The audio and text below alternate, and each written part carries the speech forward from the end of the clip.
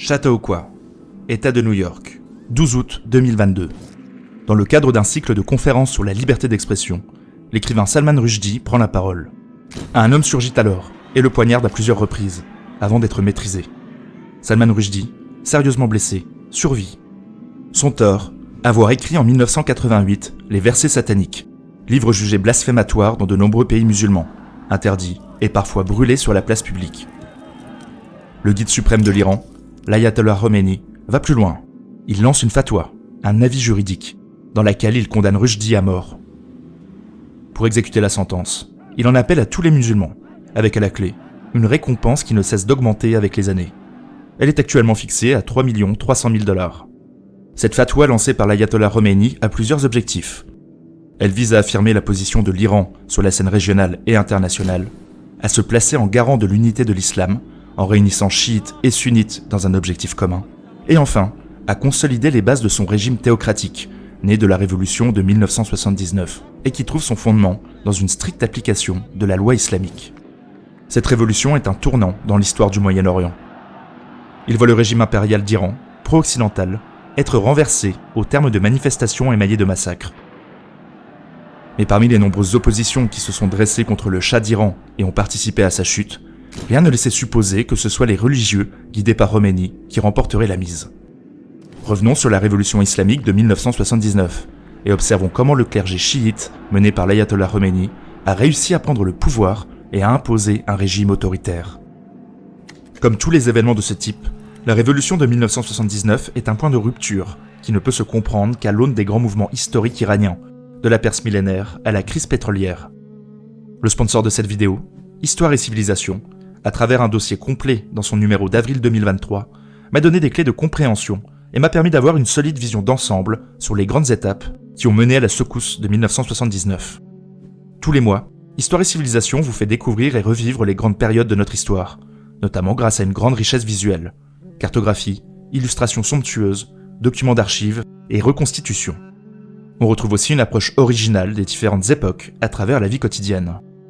Par exemple, saviez-vous que le hot dog a été inventé par des immigrés allemands dans le New York des années 1860 ? Ou encore que la mode vestimentaire a fait son apparition au Moyen-Âge ? Et si comme moi, les civilisations anciennes vous passionnent, vous trouverez de quoi vous nourrir. À titre d'illustration, la cité de Xochicalco, au Mexique, a été abandonnée vers l'an 1100 sans que l'on sache qui l'a érigée et pour quelle raison elle a été détruite. Un vrai mystère. J'ai aussi beaucoup aimé la rubrique Air du temps, qui éclaire une question d'actualité en réalisant un lien avec le passé. Par exemple, on y apprend que le métier d'infirmière est né durant la Première Guerre mondiale. En suivant le lien en description, vous bénéficiez d'un abonnement avantageux à Histoire et Civilisation. Vous recevez le magazine chez vous pendant 6 mois et vous avez l'accès illimité au site histoireetcivilisation.com. N'hésitez donc pas à vous abonner en cliquant sur le lien juste en dessous et un grand merci à Histoire et Civilisation de soutenir la création de cette vidéo. Revenons désormais au sujet qui nous concerne, la révolution iranienne.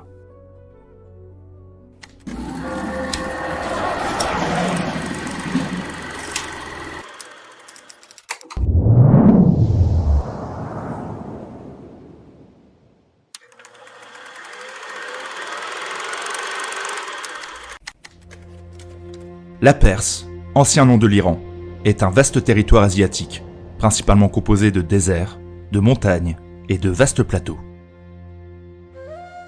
Au nord, on trouve des forêts, des plaines fertiles et des bassins propices à l'agriculture. L'essentiel de la population s'y concentre. Le pays est bordé au sud par le golfe Persique et le golfe d'Oman, et au nord par la mer Caspienne. Les centres urbains, situés dans les vallées ou les plaines, tissent des relations étroites avec les villages enclavés dans les montagnes, qui pratiquent le pastoralisme selon un mode de vie tribal.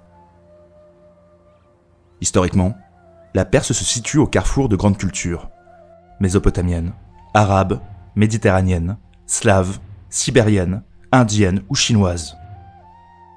Les caravanes des routes de la soie traversent ces steppes durant des millénaires, ce qui permet aux souverains de contrôler une grande partie du commerce intercontinental. L'histoire de la Perse est riche et mouvementée. Durant l'Antiquité, le vaste empire constitué par la dynastie achéménide de Cyrus II et Darius le Grand sert de référence pour les nombreuses monarchies qui lui succèdent. Alexandre le Grand conquiert la Perse, qui passe ensuite sous le règne de Séleucos, puis aux Parthes et aux Sassanides. La Perse a toujours réussi à conserver une certaine cohérence territoriale et à absorber les pratiques de ses conquérants dans sa propre culture. Par exemple, la langue perse, le persan, encore utilisée aujourd'hui, est une forme modernisée de celle utilisée durant l'Antiquité. Le royaume des Ariens, l'Iran, signifiant noble, commence à être utilisé plus fréquemment sous les Sassanides par ses propres habitants. Au 7e siècle, les Perses se convertissent à l'islam et sont intégrés aux conquêtes arabes. Mais c'est l'avènement de la dynastie séfévide en 1501 qui constitue un véritable tournant par la consolidation de l'État et de l'unité de l'Iran, sous la bannière du chiisme, qui devient la religion officielle. Une identité spécifique s'affirme face aux autres pays de la région, majoritairement sunnites. Une théocratie se met en place. Le Shah, le roi des rois, est considéré comme le guide parfait pour la population, légitimant son pouvoir. À partir du XVIIe siècle, le pays entre dans une longue phase de déclin, due à une mauvaise gestion budgétaire et une pratique autoritaire du pouvoir. L'avènement de la dynastie Kadjar en 1789 permet de reprendre en main l'État. Mais les appétits coloniaux des Occidentaux commencent à se porter sur ce territoire, qui était jusqu'à présent délaissé. Au XIXe siècle, la Perse se retrouve au centre du Grand Jeu, terme désignant la rivalité entre la Grande-Bretagne et la Russie concernant l'extension de leur influence diplomatique et coloniale en Asie. L'Iran doit céder de nombreux territoires aux périphéries suite à des conflits armés avec ces deux puissances, ce qui provoque un profond ressentiment chez les Iraniens. Une série de traités commerciaux, désavantageux pour l'Iran, accentue la dépendance du pays à ces deux grands empires, qui investissent massivement dans le télégraphe, l'industrie, le réseau routier ou l'éclairage public. La dynastie Kadjar, incapable de gérer efficacement les impôts et confrontée à des problèmes financiers dus à des dépenses excessives, accorde des concessions aux Britanniques pour renflouer ses finances. Ils obtiennent le monopole sur l'industrie du tabac, provoquant une protestation généralisée. La révolte du tabac, menée par des religieux chiites, unifie la population contre l'ingérence étrangère, poussant le Shah à reculer. Malgré cet avertissement populaire, les puissances occidentales continuent leur pénétration commerciale, avec la création de la première banque centrale par Paul Reuter, fondateur de la célèbre agence de presse Reuters, et la fondation de l'Imperial Bank of Persia, obtenant le droit exclusif d'exploiter les ressources minières de l'État, et notamment le pétrole. En 1901, une concession pour l'exploitation des ressources pétrolières sur 75% du territoire est accordée aux Britanniques, qui fondent l'Anglo-Persian Oil Company, après la découverte du premier gisement dans le Zagros. En contrepartie, la Perse reçoit 16% des bénéfices éventuels de la compagnie, sans que le mode de calcul soit clairement spécifié, ouvrant la voie à de nombreux abus. Un port et une raffinerie sont construits à Abadan. La mainmise étrangère sur le pays est totale, permettant un certain développement économique, l'ouverture de nombreux services publics, comme des hôpitaux et des universités, mais exerçant également une influence sur la vie intellectuelle et culturelle iranienne. En raison de ces abus, l'ingérence étrangère engendre un profond ressentiment envers les Occidentaux au sein de la population, renforçant le nationalisme et suscitant un désir de venger les humiliations subies. Les derniers souverains Kadjar ne peuvent enrayer l'agitation révolutionnaire qui traverse le pays, et qui réunit des groupes apparemment opposés, libéraux, laïcs, religieux ou marchands. Devant l'ampleur des manifestations qui éclatent à partir de 1905, le Shah accorde une constitution au pays. Le fait majeur est la création d'une assemblée, appelée Majlis, dont les membres sont démocratiquement élus. Le Majlis doit obligatoirement approuver les décisions du Shah pour la signature d'un traité ou la conclusion d'emprunts auprès d'un pays étranger. Le contrôle du gouvernement par le Majlis est censé limiter les abus, mais dans les faits, l'esprit de la Constitution est dévoyé, et le souverain qui s'oppose continuellement au Parlement continue à concentrer l'essentiel des pouvoirs. Pendant la Première Guerre mondiale, l'Iran reste neutre, bien que des armées ottomanes, russes et anglaises y pénètrent temporairement. Les Britanniques cherchent surtout à protéger l'industrie pétrolière. L'Iran ressort affaibli du conflit, tandis que la pensée bolchevique se diffuse dans le pays suite à la révolution de 1917. Les Anglais, en position de force, tentent alors d'imposer un quasi-protectorat sur le pays, mais le sentiment nationaliste, qui s'est particulièrement développé pendant la guerre, et les manœuvres du Majlis, empêchent la ratification de ce traité voulu par le Shah.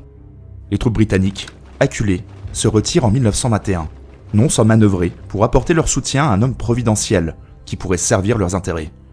Reza Khan, chef de la brigade cosaque persane, la garde de la famille royale.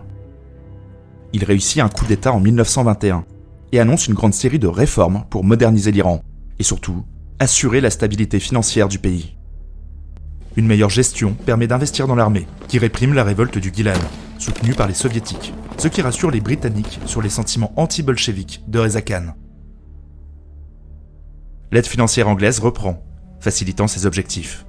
Éliminer les sociétés tribales des montagnes, centraliser l'État, moderniser le pays. Se conciliant les différents partis iraniens, il fait déposer le dernier Shah Kadjar par le Majlis. En 1925, l'avènement de la dernière dynastie de l'Empire perse est avalisé par le Parlement, la dynastie Pahlavi, signifiant héroïque en vieux perse.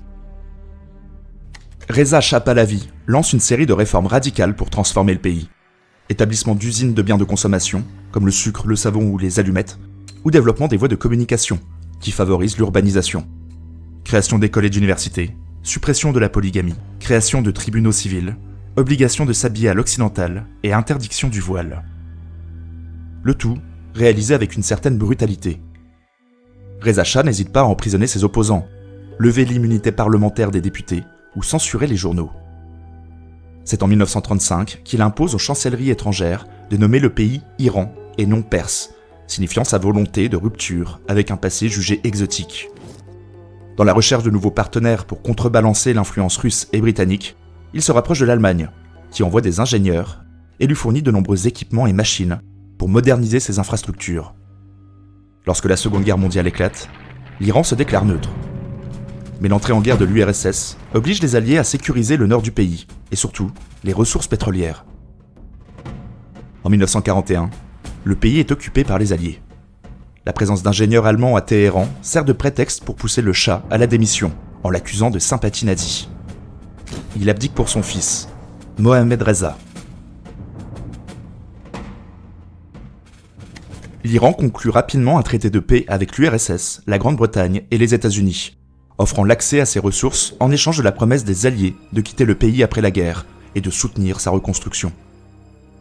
En 1946, une crise frontalière surgit. L'Azerbaïdjan et les Kurdes, soutenus par les Soviétiques, proclament des républiques indépendantes. Ces mouvements sont violemment réprimés par les forces armées. Après la question de la souveraineté territoriale, celle des ressources naturelles devient un enjeu majeur de l'après-guerre. Le pouvoir iranien a déjà compris que les concessions accordées aux compagnies pétrolières anglaises étaient exorbitantes. Reza Shah avait réussi à renégocier les royalties versées au gouvernement par l'Anglo-Iranian Oil Company. En 1950, l'accord entre l'Arabie Saoudite et les États-Unis, partageant les recettes pétrolières à 50-50, pousse l'Iran à demander un accord similaire pour son industrie. La compagnie britannique refuse. En 1951, le docteur Mossadegh, leader du Front National, parti à la fois nationaliste et démocrate, devient Premier ministre et nationalise l'industrie pétrolière iranienne. Les exportations sont stoppées jusqu'à nouvel ordre. La Grande-Bretagne impose alors un embargo sur l'Iran. Une crise internationale majeure s'ouvre. Le litige est porté devant l'ONU et la Cour de justice internationale. La crise d'Abadan s'éternise. La situation économique se dégrade et Mossadegh se retrouve isolé, d'autant que son attitude intransigeante agace démocrates, communistes, religieux et même le Shah. L'opération Ajax, organisée par la CIA et le MI6, permet de renverser Mossadegh en 1953. Finalement, sous pression financière, l'Iran signe un nouvel accord avec la compagnie britannique. Le pays a le contrôle total de ses stocks, mais un consortium prend en charge la production, la transformation et la commercialisation du pétrole. La OIC, renommée British Petroleum, la Standard Oil, la Royal Dutch Shell et la Compagnie française du pétrole se partagent ce consortium. L'Iran touche 25% des revenus, plus 25% d'impôts sur les revenus des sociétés étrangères. L'accord ne satisfait pas les Iraniens. En 1960, à l'incitation de Mohammad Reza Shah, l'Organisation des pays exportateurs de pétrole est établie dans le but d'exercer une influence sur le prix du baril, par la mainmise des pays sur la gestion des stocks, contournant ainsi le pouvoir des grandes compagnies pétrolières. Jusqu'à présent en retrait des affaires de l'État, le Shah, qui bénéficie d'une véritable popularité et du soutien des militaires et des religieux, reprend le contrôle du gouvernement. À l'instar de son père, le régime va dériver vers une monarchie autoritaire. Mohamed Reza Shah muselle les oppositions. Le Front National de Mossadegh, le Tudeh communiste, le mouvement des Moudjahidines islamo-marxistes qui prônent la guérilla et les islamistes des combattants de l'islam qui pratiquent l'assassinat politique sont interdits. Mais ils continuent leurs actions dans la clandestinité. Une police secrète, particulièrement violente, la SAVAK, est créée en 1957 pour traquer, emprisonner ou exécuter les dissidents. Les revenus pétroliers et le rapprochement diplomatique du Shah avec les États-Unis mènent à de grandes réformes qui vont secouer les structures traditionnelles de l'Iran. C'est la révolution blanche. Entreprises nationalisées, partage des profits avec les ouvriers dans le secteur privé, campagne d'alphabétisation, droit de vote des femmes, nationalisation des forêts et pâturages, et surtout, réforme agraire, sont au cœur de cette révolution blanche qui est approuvée par référendum. La redistribution des terres affecte les grands propriétaires fonciers et les chefs tribaux, qui perdent leur pouvoir politique dans les campagnes, ainsi que le clergé qui gère d'immenses domaines. Mal gérée, cette réforme provoque un exode rural, qui vient gonfler les quartiers pauvres des grandes villes. Le Shah perd de nombreux soutiens politiques dans cette opération. Le 3 juin 1963, l'ayatollah Rouhollah Khomeini, dirigeant religieux de Qom, prononce un discours véhément qui fustige le Shah, dénonce une fraude lors du référendum et pourfend la corruption et les liens du pays avec Israël. Des émeutes éclatent, durement réprimées. Khomeini est arrêté puis expulsé. Mais même à l'étranger, il jouit d'une grande influence. Le clergé chiite est particulièrement hiérarchisé entre ayatollah, Hodjatul Islam et Mollah et a une grande influence sur les croyants. Le clergé a pris ses distances avec le pouvoir politique, surtout après l'exécution de l'ayatollah Nouri durant la révolution constitutionnelle de 1906. Khomeini, issu d'un milieu modeste, a gravi les échelons du clergé et développe une pensée tout autre. Tout pouvoir réside en Allah et la légitimité politique ne peut venir que de Dieu et de ses interprètes, les plus sages des juristes théologiens, les ayatollahs, qui sont donc les plus aptes à diriger le pays selon la loi divine. Afin de se concilier les religieux, le Shah rapatrie Khomeini un an plus tard. Mais l'ayatollah poursuit cette diatribe publique contre le pouvoir et dénonce les liens du Shah avec le grand Satan américain, comme il le nomme. Il est à nouveau expulsé en 1964. La situation est en apparence sous contrôle pour le Shah. Les années 70 sont une période faste pour l'Iran, qui entre dans une période de croissance économique, et qui s'impose comme un acteur majeur de la scène régionale. Suite à l'indépendance du Qatar, de Bahreïn et des Émirats arabes unis, l'Iran se rapproche de ces États avec l'aval des États-Unis, qui cherchent, selon les termes de Nixon, des piliers pour assurer la stabilité de la région. De nombreux armements sont ainsi fournis à l'Iran. Des navires sont achetés et la marine devient la plus puissante du Golfe Persique. Les dépenses dans l'équipement militaire sont multipliées par 10 au début des années 70. Cela permet par exemple d'aider le sultanat d'Oman, confronté à une guérilla marxiste.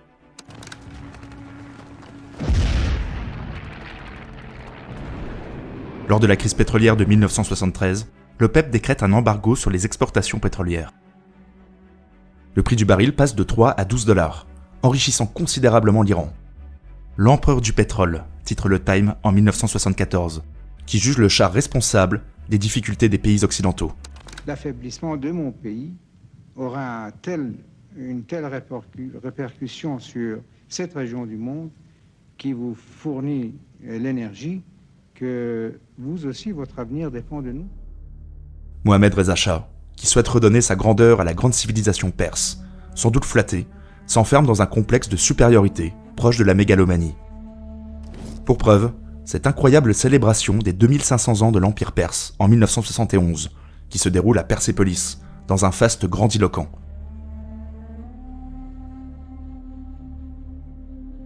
Mais à partir de 1975, la machine s'enraye. Les revenus pétroliers baissent et les États-Unis se tournent désormais vers l'Arabie Saoudite comme partenaire privilégié.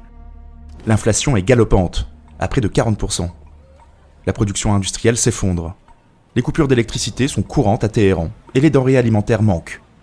L'élection de Jimmy Carter au poste de président des États-Unis en 1977 va, de manière indirecte, accélérer la chute du régime. Jimmy Carter axe son programme en politique étrangère sur le respect des droits de l'homme et des libertés fondamentales. En Iran, la SAVAK poursuit pourtant ses actions brutales et meurtrières. Carter demande au Shah de libéraliser le pays. En réponse, des prisonniers politiques sont relâchés, la censure est levée et le droit d'association est permis. De nombreux groupes contestataires se forment, comme le Mouvement pour la liberté de l'Iran, dirigé par Mehdi Bazargan, laïque et démocratique, ou un nouveau Front national, dirigé par Shapour Bakhtiar et hérité de Mossadegh. Plusieurs événements font monter la tension dans la société iranienne. En mai 1977, Ali Shariati, penseur de la gauche islamiste qui attirait des foules immenses lors de ses discours, est retrouvé mort dans des circonstances obscures en Angleterre. La même année, le fils de Rouhollah Khomeini meurt dans des conditions similaires. Khomeini accuse la SAVAK depuis Nadjaf où il est exilé.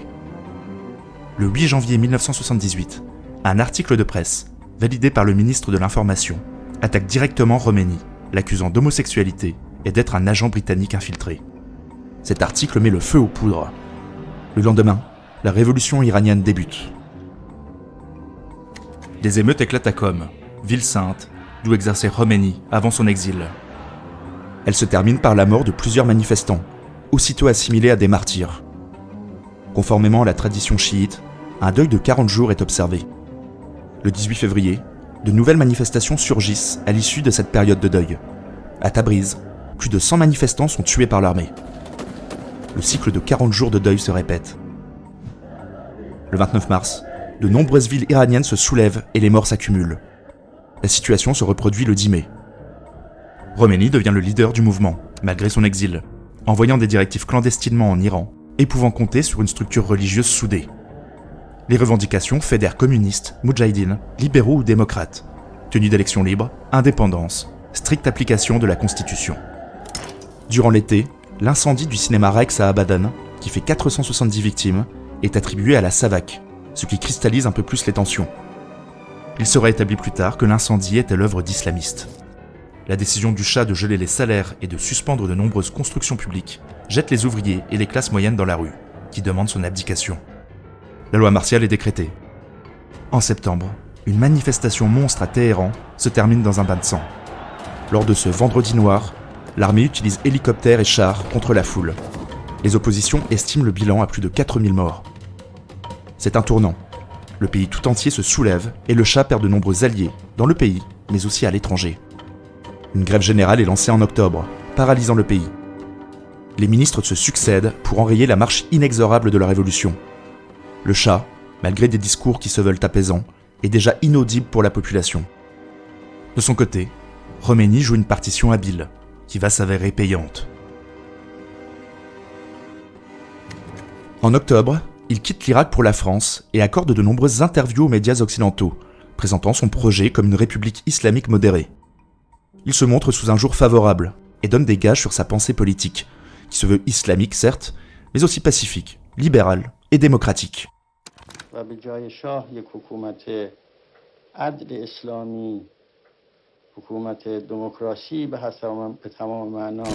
Parallèlement, il enregistre de nombreuses cassettes audio, beaucoup plus radicales, qui sont envoyées en Iran afin d'exciter les foules. À l'initiative du président français Valéry Giscard d'Estaing, États-Unis, France, Royaume-Uni et Allemagne de l'Ouest se réunissent en Guadeloupe.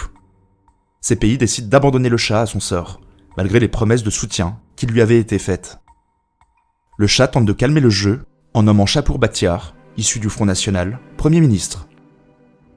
Bakhtiar tente de contenir la poussée à la fois communiste et surtout islamiste. Rien n'y fait. Sous pression, Mohammad Reza Shah quitte le pays le 16 janvier 1979. Le dernier Shah d'Iran décédera un an plus tard des suites d'un cancer. Le 19 janvier, une manifestation monstre regroupant des millions de personnes réclame la création d'une république islamique et le retour de Khomeini. Le 1er février, l'ayatollah débarque à Téhéran dans une liesse indescriptible. Il compose un gouvernement provisoire, avec comme chef de gouvernement Mehdi Bazargan, démocrate et libéral, afin de rassurer les oppositions et la communauté internationale. Finalement, le 1er avril 1979, la République islamique d'Iran est proclamée par Khomeini. Au niveau international, les Américains se sont totalement laissés duper par le jeu de Khomeini, qui a promis à Carter, par lettre manuscrite, de protéger les intérêts américains en Iran. La duplicité de Khomeini et l'échec des services de renseignement américains expliquent cette erreur d'appréciation. Les relations irano-américaines vont rapidement devenir glaciales. En novembre 1979, des étudiants prennent en otage des membres de l'ambassade américaine, les soupçonnant d'espionnage. Cette crise, qui dure plus de 400 jours et qui ne fait aucune victime parmi les otages, isole l'Iran sur la scène internationale. En novembre 1980, l'Irak de Saddam Hussein, pensant l'armée iranienne totalement désorganisée suite à la révolution, et souhaitant empêcher une diffusion de cette révolution dans son pays, qui compte de nombreux chiites, attaque l'Iran. La guerre Iran-Irak, qui s'étend sur 8 ans, est particulièrement meurtrière. Cette guerre de tranchées fait entre 600 000 et 1 200 000 morts, et cause d'importants dégâts aux infrastructures iraniennes. Contre toute attente, l'Iran tient bon jusqu'au cessez-le-feu de 1988. Ces 8 années de guerre et la résistance contre les Irakiens a consolidé le nouveau régime, en favorisant une union nationale autour de la sauvegarde de la nation. La République islamique se dote d'une constitution que l'on peut qualifier de théocratique. Le pouvoir religieux y occupe une place supérieure au pouvoir politique, notamment par le guide de la Révolution, chef de l'État et autorité suprême du pays. Le guide de la Révolution nomme les hauts responsables militaires et judiciaires, les directeurs des médias, dispose du droit de déclarer la guerre et définit la politique générale du pays. Il peut également, dans certaines circonstances, révoquer le président de la République, qui est élu au suffrage universel et gère les affaires courantes. Mais ce pouvoir est de façade, et peut être enrayé s'il ne convient pas au guide suprême. La mise en place du régime se réalise dans un climat de terreur. Les chefs des oppositions, Moudjahidine, Front National ou Toudeh communistes, qui ont pourtant participé activement au renversement du Shah, sont arrêtés, jugés par un tribunal révolutionnaire islamique, puis exécutés. Il en va de même pour les anciens soutiens du Shah, qu'ils soient militaires ou civils. Afin de mener à bien ces opérations, un corps paramilitaire, les gardiens de la révolution islamique, est créé pour protéger le régime contre toute menace interne.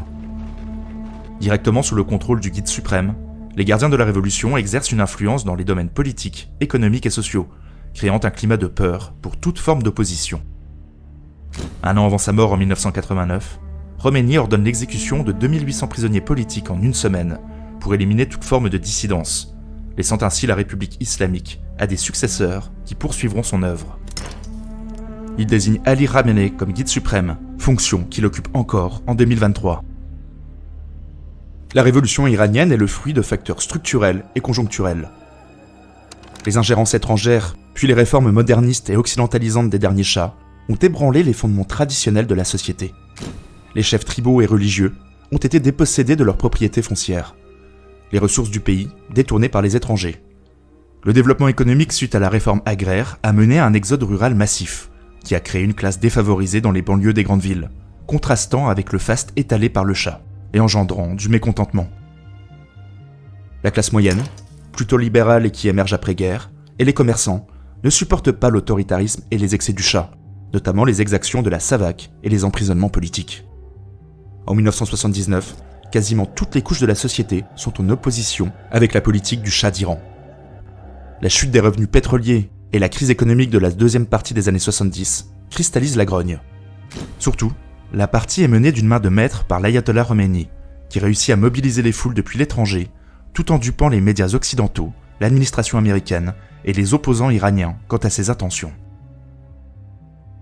La consolidation de la République islamique dans les années 80, marquée par des purges dans l'opposition, mais aussi l'unité nationale et religieuse dans la guerre contre l'Irak, a mené l'Iran dans une voie singulière, mais particulièrement autoritaire, de son histoire millénaire.